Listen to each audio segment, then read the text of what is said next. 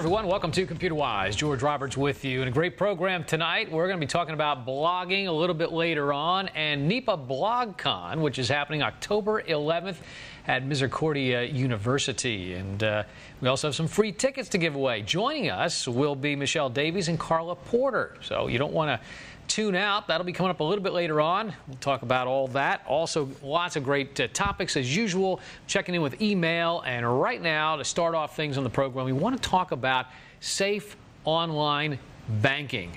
I mean, just being safe these days on the internet has been tough. All kinds of stuff going on with credit cards being hacked at major companies, etc. But what are some of the things you can do so that you can kind of ensure a safe online banking experience? Well, first of all, many of us do online banking. So what you want to have is a strong password. A strong password. You've got to be careful because when you do anything online with a bank, cyber criminals or identity thieves might be there and taking advantage of what you're doing. Now, anybody who can guess or crack an online banking password can drain your account dry. So if you memorize one strong password, just one, make it your banking password. Now, if you need some help generating a good password, on our website, we have a place where you can go to do that. And we have a list of things that we've mentioned on previous shows here. One of them is the random password generator. And the cool thing about this website is that you can decide how large you want the password to be, up to 100 characters. And up to 24 characters. You can do up to 100 passwords if that's what you want. But each password should be, and it tells you, 8 characters long, or you can change this number up to anywhere up to 24. All right? But it will help you generate some random passwords. That's always a tough thing to do. So if you need some help in the area of random passwords, there's that site. There are others. But make sure you get a good, strong online password. Now, what else can you do? Well, you can get yourself a password manager. All right, rather than straining your brain memorizing tough, hard-to-crack passwords for each account that you have, you can enlist the help of a password manager. So some of the best ones not only store your passwords securely, but they also help you work through your collection of passwords and replace weak ones and duplicates. There are free ones out there, and of course there are paid ones too. And again, in our section here where we mention websites on previous shows, down a little bit further on this list here, we have something called LastPass, which is a password manager, and it's a free one here. You can download the free, or you can get the premium one. Of course, the premium one has more bells and whistles, but it will definitely help you develop your not only strong passwords, but keep track of them and be able to use them so you don't have to be memorizing them. So again, strong password. Maybe use a password manager. Third thing on the list we want to talk about is enabling two-factor authentication. Now, check with your bank to see if its online banking site supports two-factor authentication. With some banks, you can register your smartphone for authentication. So each time you log in, the site texts you a code that you must enter in addition to your password. That's a nice way to go about doing that.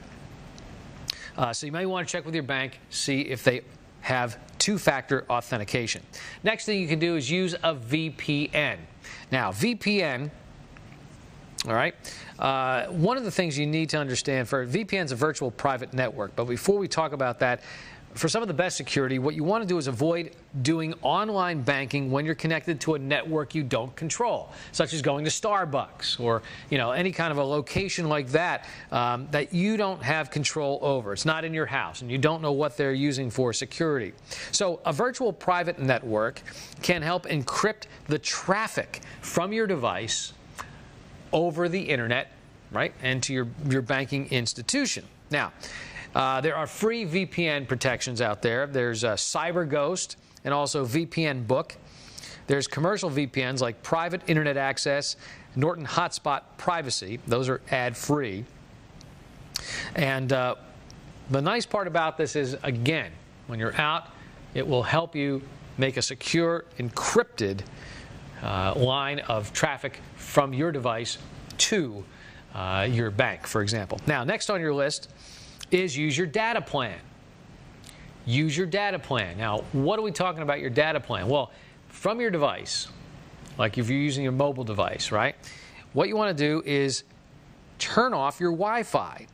Here's a degree of protection built right into your mobile device. You might not even know about it. Turn off the Wi-Fi and connect using your cellular data plan. It's a lot harder for criminals to sniff your cellular data stream than to snag passwords from network traffic. What else can you do? Well, you can get help. And what we mean by that is installing a security suite for protection against exploits and password stealing Trojans. Another thing you can do by getting help is something called Sandboxy. Sandboxy, we'll take a look at it right here. Here's the website for Sandboxy. Sandboxy helps isolate your financial transactions from other processes on your computer. And what it does specifically, and if you read right here, it helps provide protection from rogue software, spyware, and malware by isolating your browser, your PDF reader, and your applications in what they call a sandbox. All right? So it's being very, very specific and careful with protecting your information and making a nice environment for being able to browse safely. And you can do this. You don't have to just do this, you know, just because you're going to financial institutions. You can use Sandboxy all the time when you're on the internet. All right, you can use it and open your browser and still be able to go around from site to site. But it just is another layer of security when you're out there, especially, you know, doing banking or any kind of credit card things. Now, what else can you do? One more thing that you can do, and that is, we call it check it often. And what we mean by that is, despite your best efforts, your account still could get hacked. So make a point of logging in several times a week or even daily to check recent activity. The sooner you detect a breach and report it to your bank, the better your chances to regain control of your money.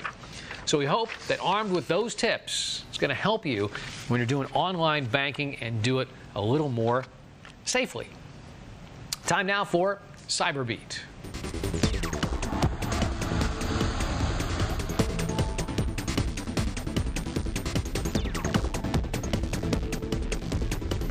Apple's iPhone 6 and iPhone 6 Plus have broken yet another record. The company says its first weekend sales topped 10 million devices. Customers pre-ordered more than 4 million iPhone 6 devices in the first 24 hours after advanced sales began.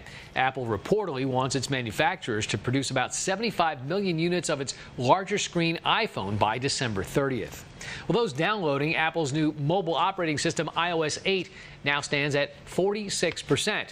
While 49% are still on iOS 7. iOS 8 launched last Wednesday, September 17th. Now, some experts say those upgrading to iOS 8 have been slower than the previous version. The new mobile operating system requires almost 6 gigs of free space for installation. Users of iOS 8 are reporting some complaints, among them buggy Wi-Fi and poor battery life. And some users of older devices say that performance is slower after upgrading. In particular, the Safari browser seems to load pages more slowly. So today, Apple quickly tried to send out an update to iOS 8 to fix the issues. But things quickly turned worse when users started reporting things like no longer being able to connect to a cellular network and issues with the Touch ID. So Apple pulled the software update about an hour after releasing it. No word what they plan to do for people who have already downloaded iOS 8.0.1. Well, Google Plus accounts are no longer needed for new Gmail users. Since 2012, those signing up for Gmail meant you had to have or sign up for a Google Plus account, but new users can opt out by hitting a no thanks button. That change started at the beginning of this month. DisplayPort technology that lost out to HDMI cables could get some help from next-gen USB connectors next year. DisplayPorts are used for connecting monitors to PCs. It was announced this week that monitors equipped with DisplayPorts will also be able to use the next-gen version of the USB connector. The technology will work with either new or old DisplayPort devices. The Federal Trade Commission has shut down a company that sold Bitcoin mining devices. Butterfly Labs is accused of stealing thousands from consumers who were looking to mine Bitcoins. The company sold mining devices up to $30,000 each that either were never shipped or did not work. 20,000 consumers were affected over the past year. A hearing on the case will be held later this month. And online, auction giant eBay is accused of allowing dozens of listings that redirected users to malicious websites as part of a password harvesting scam. Users have complained of being locked out of their accounts because they were hijacked by scammers. It's reported that eBay knew of the problem since February and that there are still over 60 listings that could pose a threat to users. And the team responsible for last month's attack on the PlayStation Network has now claimed responsibility for attacking newly released games Destiny and Call of Duty Ghosts. Servers for the two games went down on September 20th, booting players off the server mid-game.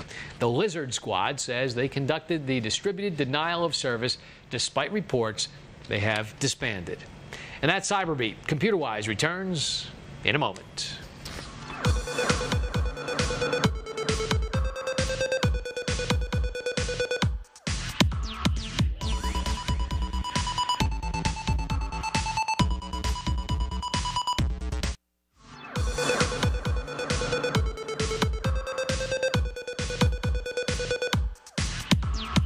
Hi, everyone. Welcome back to ComputerWise. Time now to check in with email, see what we got going on, see if it might help you at home. First one comes from Tom, and Tom says, I have a Dell computer with Windows XP that is no longer, which you already know, which means there's no longer support for it. Well, my desktop cannot support Windows 8. Can I put Windows 7 on it? And where would I find it, since I cannot find it in Windows updates? Thanks very much, Tom. Well, Tom, first of all, first thing we have to find out is, can your PC handle Windows 7? You said it doesn't handle Windows 8, but can it handle Windows 7? And for you and everybody else out there, there's a way to find out, because the important part is here, will the hardware be able to support the upgrade? So on our website, we have, if you would click on Microsoft Windows here, you'll get to this page, which has Windows operating system information. One of the things here is, it says here, is your PC compatible with Windows 7? Check it out here. We also have, is your PC compatible with Windows 8? Now, you would click on this, is your PC compatible with Windows 7, which will take you to Microsoft's website, and the Windows 7 Upgrade Advisor, which you can then download. Download that into your computer and run it. It will then tell you whether you have any issues that need to be looked at. It will look at hardware. It will look at software. It will tell you the things that may or may not work with Windows 7. So that's the first thing you need to do. Same thing for people who want to upgrade to Windows 8 or 8.1. You have to also run an advisor to determine that. And then if it does pass, though, and you want to use Windows 7, you have to get an operating system disk. There is no way to get it from Windows Update. That's not how it works. You actually have to pay for the operating system disk. At this point in the game, you should still be able to find it online. You should be able to go, even if it's eBay, or there's probably retailers out there that still have Windows 7 disks out there for the operating system. You have to purchase one, and then you would use that. Now, if you're upgrading from like Windows XP, you may want to get the upgrade disk, or just do a full install from the Windows 7 operating system disk. All right, hope that helps you out, Tom. Next is from Steve. He says, George, Spybot is good. It gets rid of some viruses, but Malwarebytes sounds good. I see it everywhere, so I thought it was another way of extorting money. Steve. Well, Steve, let's clear up a few things. Spybot really doesn't get rid of viruses. It is an anti-malware product, all right? So that's what Spybot does, and Malwarebytes does the same thing. When we talk about anti-malware or anti-spyware programs, there are 3 that we recommend. And on our website, under Protect Your Computer, we have a lot of information here of the programs that we recommend in each category. Now, under anti-spyware software, or also known as anti-malware, we recommend Super Anti-Spyware, Spybot, and Malwarebytes. All 3 you can use the free version. Be careful you don't download the trial version, and you do not have to pay for these. You can use the free version. They are good. All right? If you get the pay version, there will be some more automatic bells and whistles with it. Some things will run automatically for you, which makes it kind of nice. So either way, though, free is good in this case with your anti-spyware, anti-malware programs. We also have listed on there antivirus software, which, Steve, I don't know if you're running, but I would highly recommend, because that is what takes care of the viruses, is the antivirus software. All right, so I hope we cleared that up. Next is from Thomas. He says, I have a question. Is the operating system Ubuntu safer to use than Windows 7 or Windows 8? Well, for everybody out there wondering what Ubuntu is a Linux operating system. It's just another type of operating system, like you have the Mac operating system. You've got Windows operating system. There's the Linux. A lot of people don't know about Linux, but there are many different flavors of it, and the different flavors just give you a different look to the desktop. Many of them mimic the Mac or the Windows look. Is it any safer? I wouldn't say it's any safer, because hackers could get into it if they choose to. But understand that hackers don't spend a lot of time with Linux because very few people are using it that they're worried about. They'd much rather go after the Windows people, because there are a whole lot of them, and a lot of them don't know what they're doing. And they're, leaving their computers open for hackers to easily get into. So the hackers spend most of their time going after Windows operating system.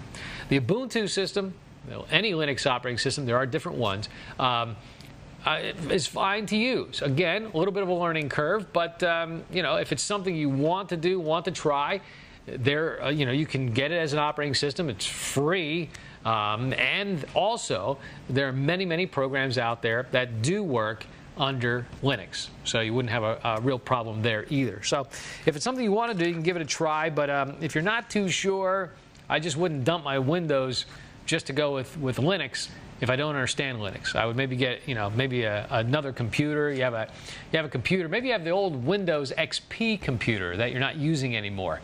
That would be a good place to put the Linux operating system on and practice there before it becomes your everyday use computer. Last one is from Paul. Paul says, I've been using WavePad from NCH software for many years. Well, yesterday I installed ESET antivirus, and it removed the WavePad program and a few others from NCH. When trying to download and install it again, ESET blocked me from doing so. Is there a solution to my problem, or should I remove ESET and go back to Avast? Avast has been good for years, but lately it keeps changing my Internet Explorer homepage to yahoo.com. Thanks for your help, Paul. Paul, troubling email there. First of all, I've never heard of an antivirus program removing another program. All right. Have you tried contacting NCH or ESET and explain to them what has happened? I would like to get an answer from support before I started doing anything else like removing ESET. Also, on the other side of this, I've never heard of Avast changing a homepage to Yahoo. That doesn't happen either. If it did, everybody would be freaking out, because Avast is supposed to be an antivirus program that's supposed to keep those kind of things from happening. I would suspect that you might have a Yahoo toolbar in there, maybe, or something trying to change your homepage back to Yahoo all the time. There is the possibility that you've got some malware in there, or spyware, something that is causing that to want to change back. So what I'd be looking at doing would be making sure I've got some anti-malware programs like we just discussed, or anti-spyware programs. Run those and see what's going on. But you shouldn't be changing. It shouldn't be changing your Internet Explorer homepage to Yahoo. So I think you got a lot more going on there, Paul, than meets the eye. And I think a call to ESET, or at least emailing ESET and explaining what's going on, might be a good first step. Don't forget, if you have a question, you can always email me here at ComputerWise. Right on my picture. You can click on me right here on the main page, send me an email, we'll try to help you out here. Go to ComputerwiseTV.com. All right, coming up, we're going to be talking about blogging in a little bit. Joining us from NEPA BlogCon is Michelle Davies and Carla Porter, and we'll be discussing what NEPA BlogCon is all about, too. So if you're into blogging or you want to get into blogging, this may be a great event for you happening October 11th. We'll be talking about that just a little bit. Got a website to check out. We'll be doing that next right here on ComputerWise. Stay with us.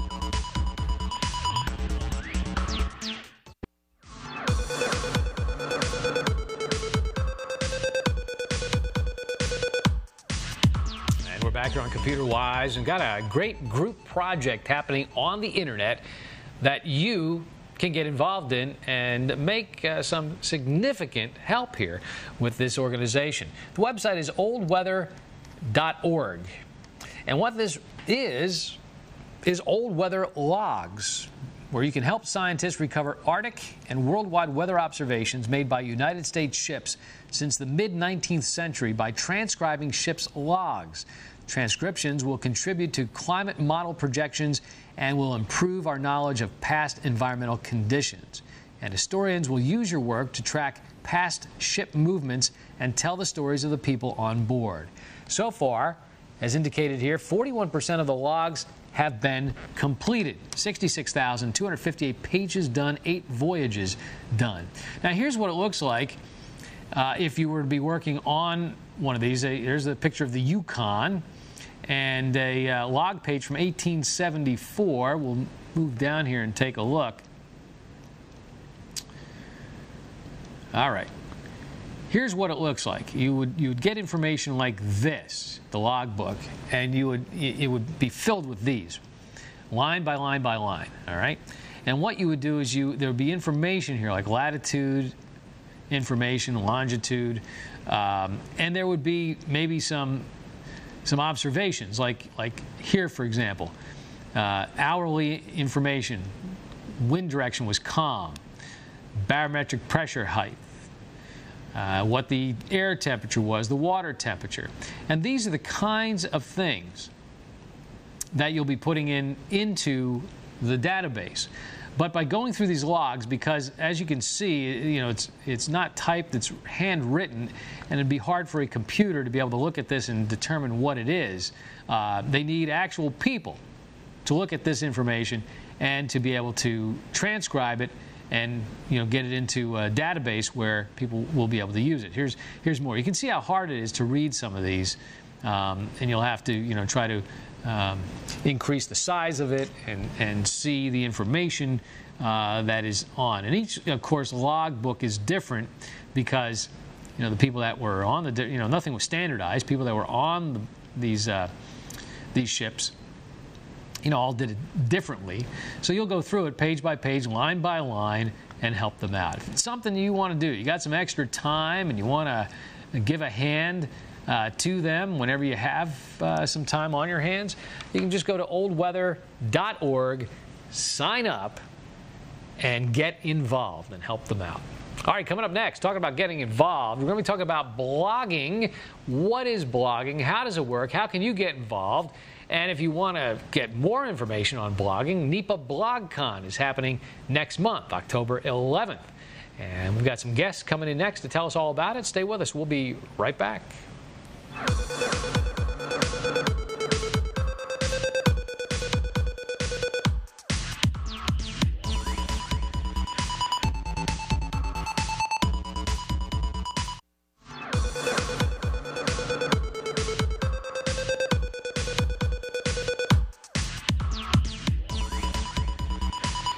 Hey, welcome back to ComputerWise. George Roberts here. Joining me on the program right now, we have Michelle Davies and Carla Porter. Great to have you both here from NEPA BlogCon, right? Yep. And you got a big event happening come October 11th at Misericordia University.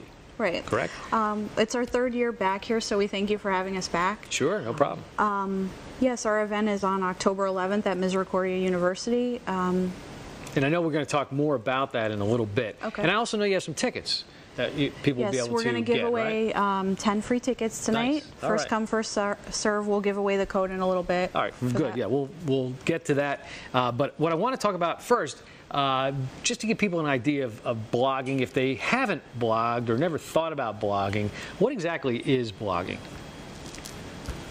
Well, blogging is your space on the internet where you can write a variety of things. It could be your basically live streaming, your daily events, almost like journaling, right? Okay. Could be journaling.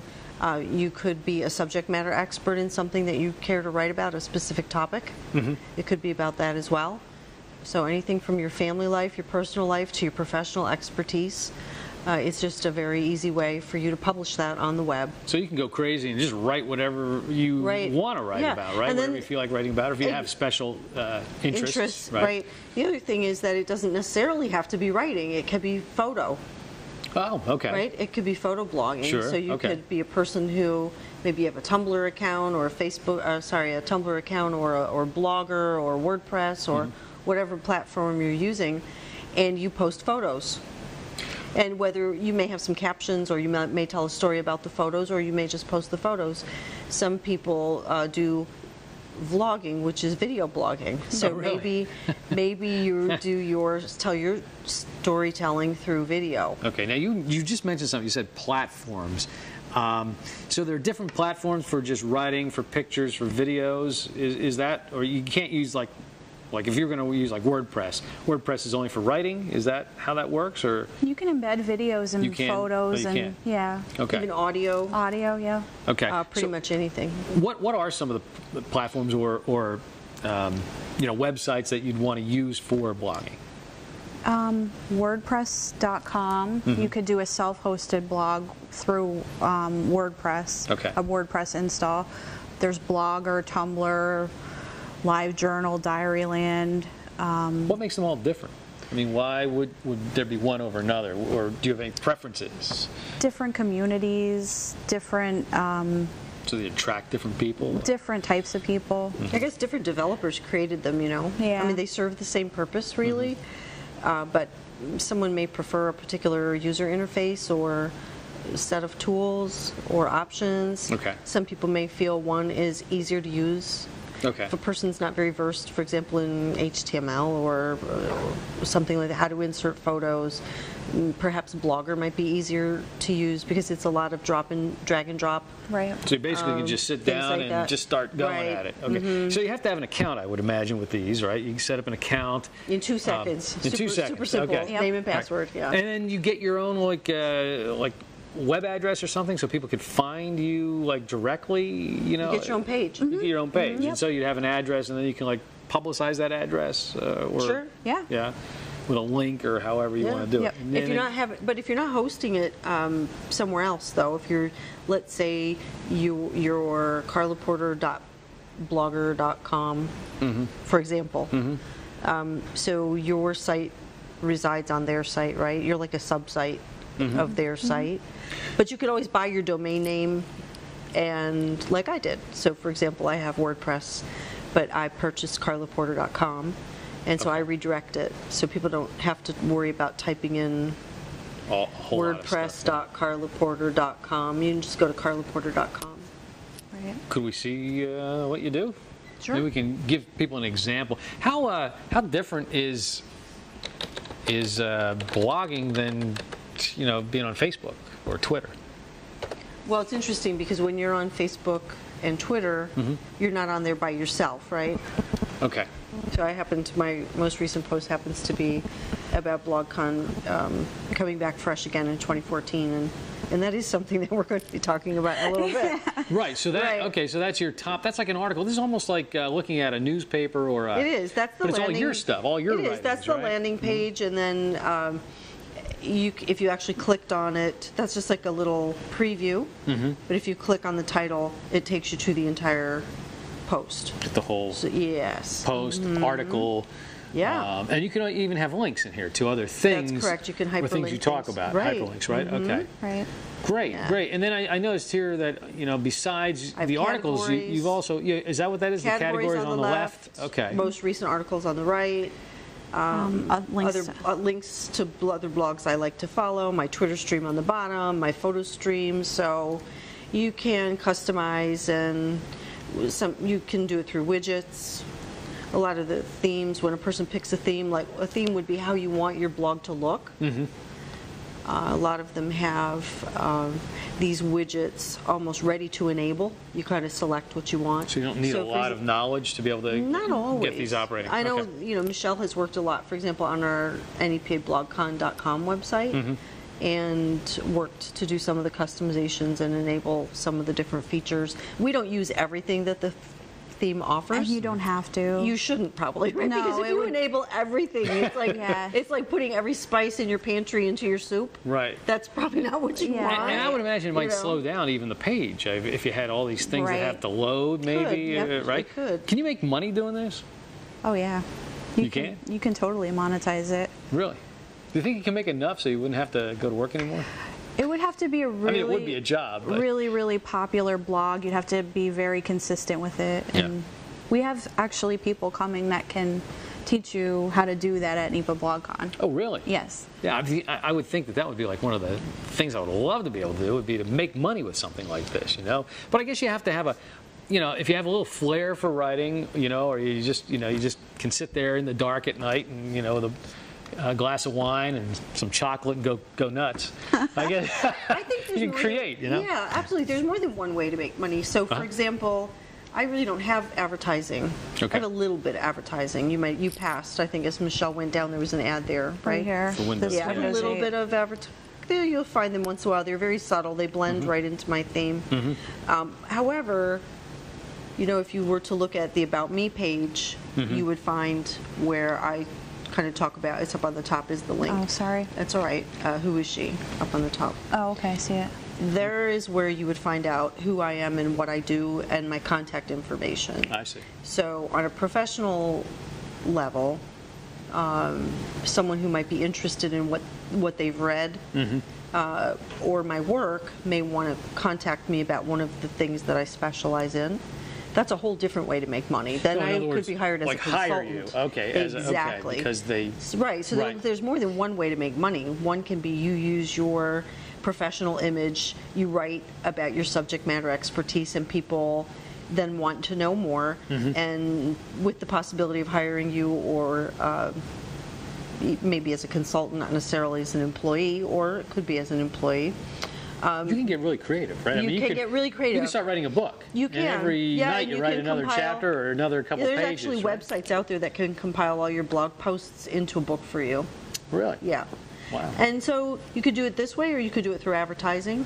Sometimes, I don't know about the advertising, because if you go on some websites, you see like the whole right column and the whole left column, they're just filled. blinky, Right. ads. And that would turn some people off, It right? I could mean, yeah. be distracting. So I guess the idea of blogging maybe sometimes is to get something off your chest, or just being creative, or helping people by sharing things that like it could be anything, but there might be skills that you have that you would want to share with other people. Right. So that's okay. So that's blogging, and I know that one of the other things that is really hot right now. We'd mentioned that we wanted to talk about social media ethics, and of course, in light of what's happening, recent events with Eric Freen and the manhunt for Eric Freen in the Poconos, and what exactly do you mean by how social media needs to be a little more ethical in what they do? What's going on right now that is bringing this to the forefront?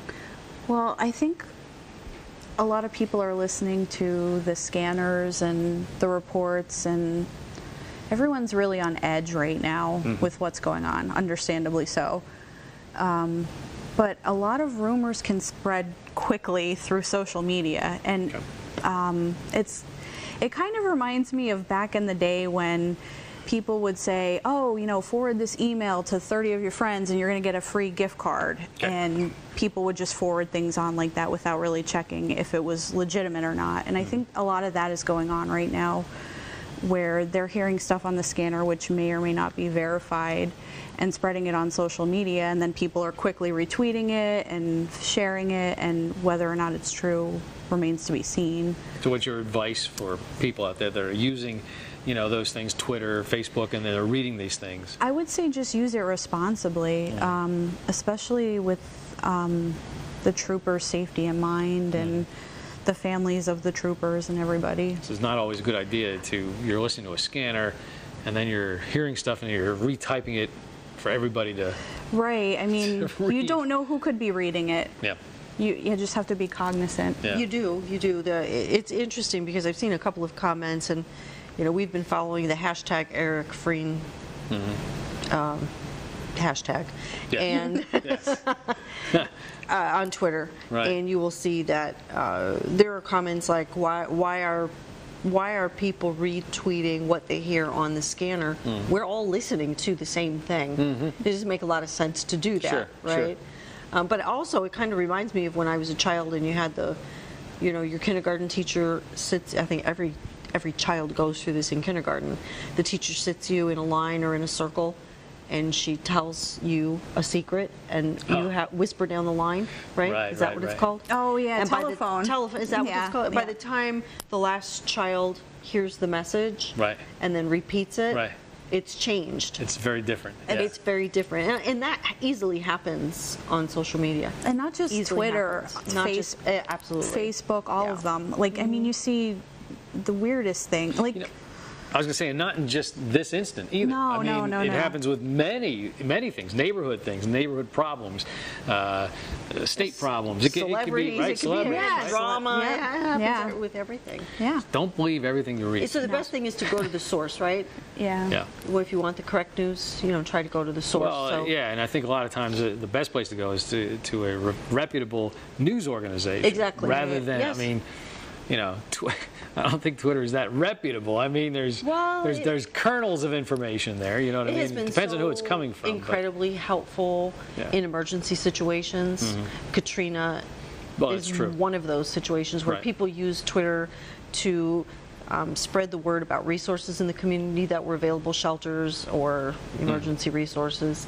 That could be so helpful. Or even people who had lost their families or their friends and they were trying to reconnect. Sure.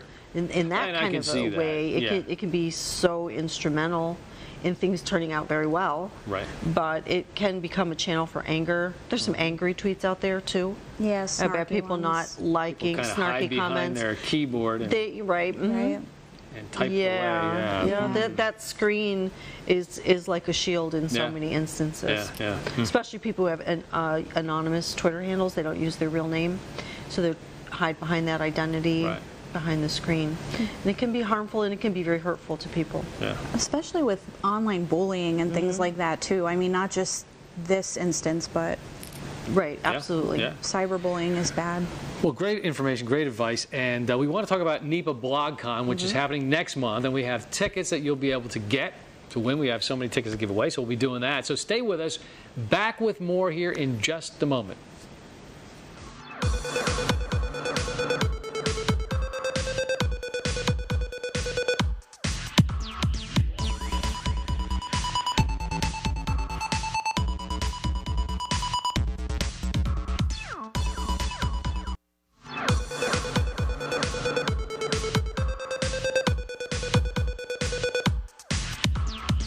Back here on ComputerWise. With me, of course, Michelle Davies and Carla Porter.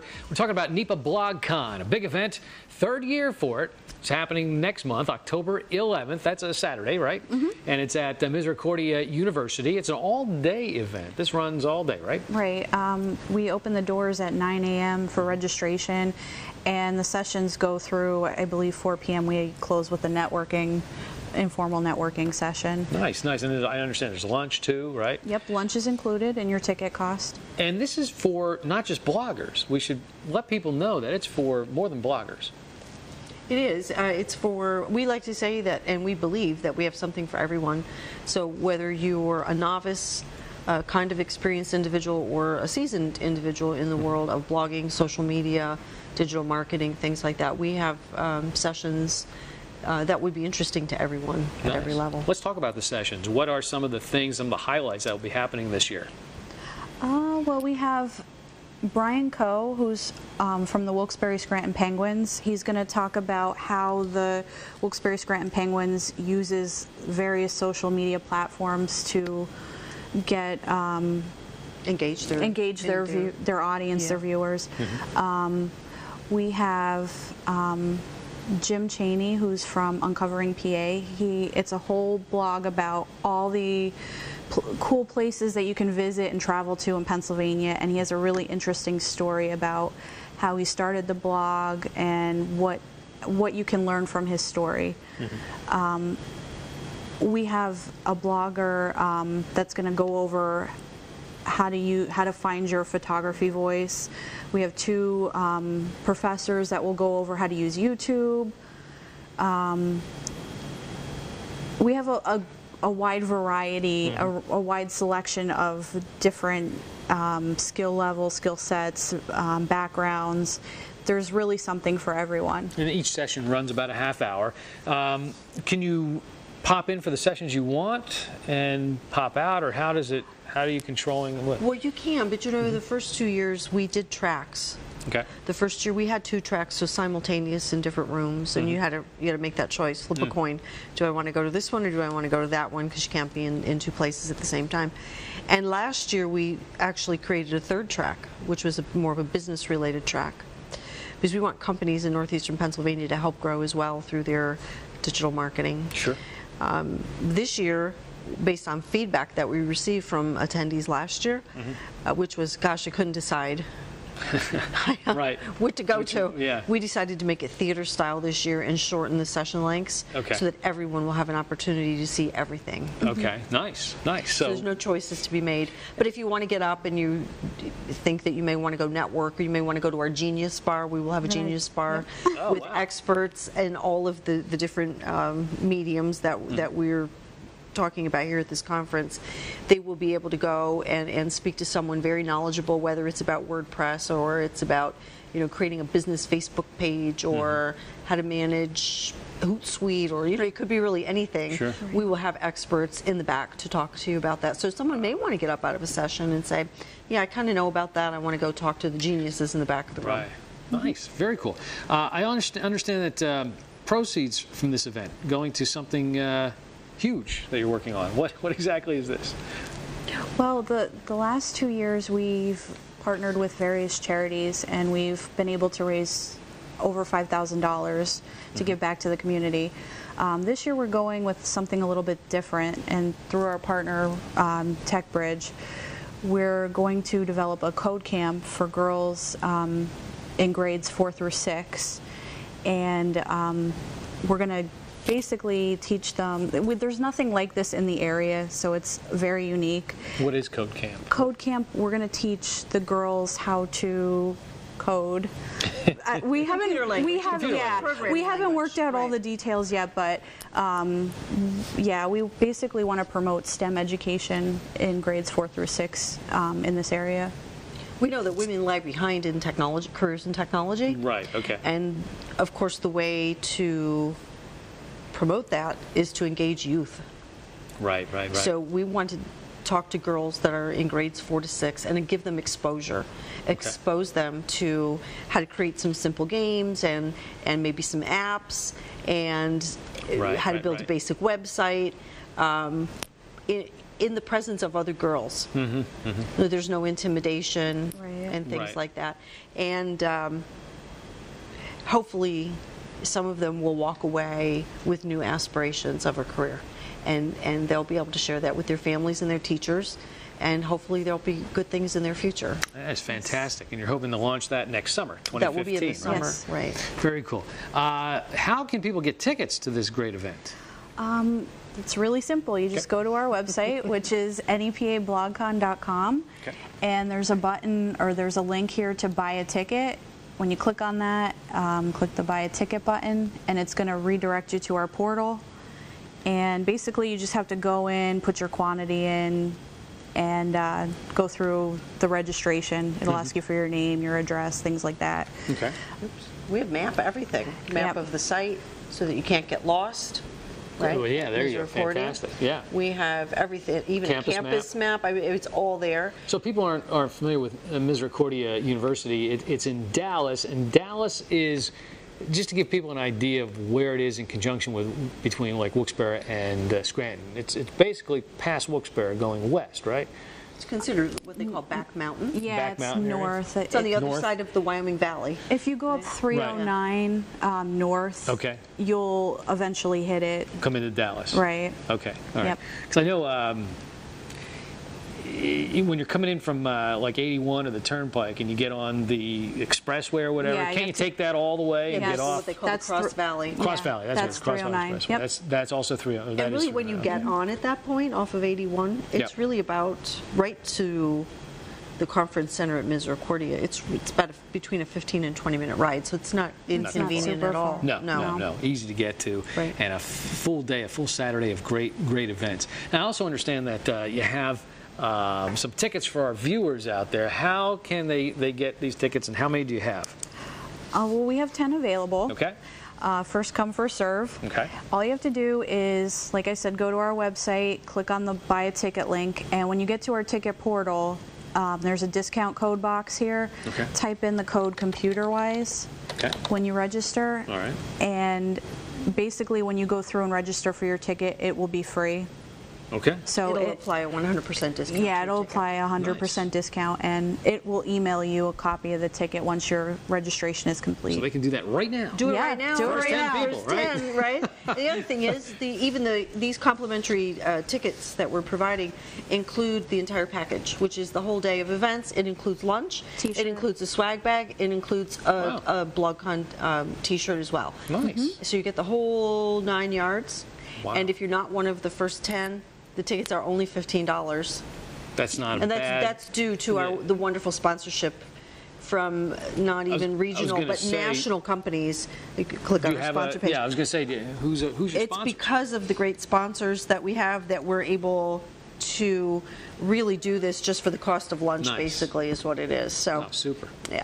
Fantastic event, and growing every year, which is great, and something that certainly isn't happening here anywhere in eastern Pennsylvania that I know about. No. So this is a fantastic event and a great learning tool for people, and easy to get to from anywhere. Absolutely. Anybody that's viewing us anyway. And I would like to say, this event in the fall really is geared toward, we would typically been the adults, and now we're looking at a summer event for children. Oh, okay. But I wouldn't hesitate if my child were in high school or even in middle school and savvy on the internet or very interested. This is appropriate for anyone of any age. Absolutely. Oh, very cool. Great. Well, again, website to go to is NEPABlogCon.com. Right? They could also email through Gmail, right? Yep. NEPABlogCon@gmail.com. And Michelle, you have a blog, right? Yes, I do. And where can people find you? You could find me at either nepablogs.org or I have my own domain at mrevnac.net. Okay, all right. And Carla, they can track you down too, right? Which we discussed earlier. We did. We saw carlaporter.com. That's one of the sites that I blog at.